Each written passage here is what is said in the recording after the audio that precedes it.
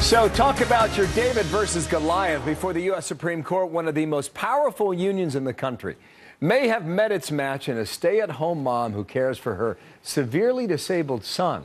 Garrett Tenney has that story live in Chicago. Is it right that this case could have an impact on unions across the country, Garrett? Yeah, Bill, labor law experts say that if the court rules in her favor, that it would be a major blow to unions nationwide, essentially crippling their ability to collect dues. Good yogurt. 25-year-old Josh Harris was born with a rare genetic disorder called Rubinstein-Tybee syndrome, which requires constant care and supervision. We feed him.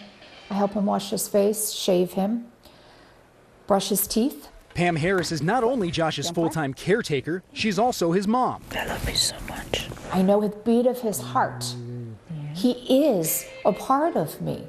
I can care for Josh better than anybody. But in 2009, an Illinois law required all home health care workers to pay fees to a union representing them, whether they wanted to be a part of the union or not. And that includes Pam, even though she cares for her own son in her own home. She says the union fees would take away from the small amount the family receives from Josh's Social Security to help cover his medical costs. I don't want to be forced to join a union, and I'll be darned if I'm going to let the union take Josh's supports. Now the U.S. Supreme Court will decide the case. At the heart of Harris v. Quinn is a mom who's trying to do what's right for her son and protect his supports and services.